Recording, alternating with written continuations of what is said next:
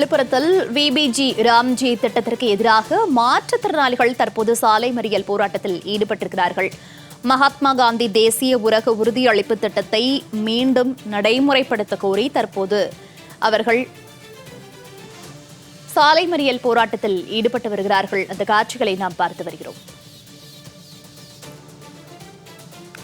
VPG Ramji திட்டத்தை கைவிடக் கோரி தற்போது மாற்றுத்திறனாளிகள் போராட்டத்தில் ஈடுபட்டு வருகிறார்கள்.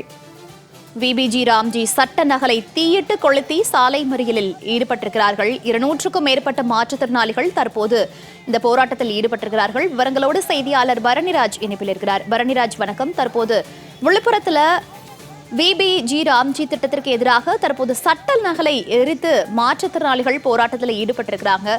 தொடர்ந்து துறை சார்ந்த அதிகாரிகள் பேச்சுவார்த்தையில் ஈடுபட்டிருக்கிறார்களா? அவங்களுடைய பிரதான கோரிக்கைகள் என்னவாக இருக்கு? வணக்கம் மௌனிகா. விழுப்புரத்தில் மகாத்மா காந்தி தேசிய ஊரக உறுதியளிப்பு திட்டத்தை மீண்டும் நடைமுறைப்படுத்த கோரி சட்ட நகலை தீயிட்டு கொளுத்தி சாலை மறியல் போராட்டத்தில் ஈடுபட்ட 200க்கும் மேற்பட்ட மாற்றுத்திறனாளிகளை தற்போது போலீசார் கைது செய்திருக்கிறார்கள்.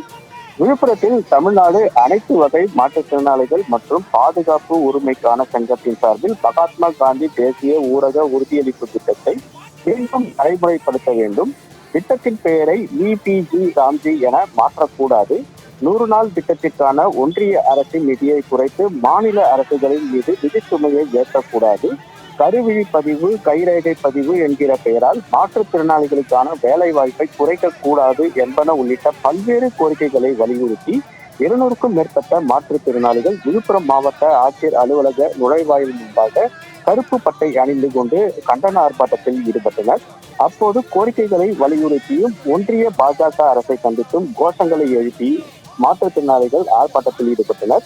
இதனைத் தொடர்ந்து விழுப்புரம் மாவட்ட ஆட்சியர் அலுவலக நுழைவாயில் முன்பாக தரையில் அமர்ந்து சாலை மறியலில் ஈடுபட்ட மாற்றுத்திறனாளிகள் விபிஜி ராம்ஜி திட்டத்தின் சட்ட நகலை திடீரென தீயிட்டு கொளுத்தி தங்களது ஆர்ப்பாட்டத்தை முன்னெடுத்தனர்.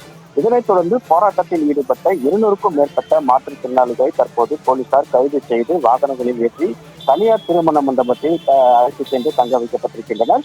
இதனால் மாவட்ட ஆட்சியர் அலுவலகம் அமைந்திருக்கக்கூடிய பகுதியில் போக்குவரத்து பாதிப்பு ஏற்பட்டதுடன் அந்த பகுதியில் பரபரப்பான சூழ்நிலை காணப்பட்டது. மோனிகா, தகவல்களுக்கு நன்றி பரணிராஜ்.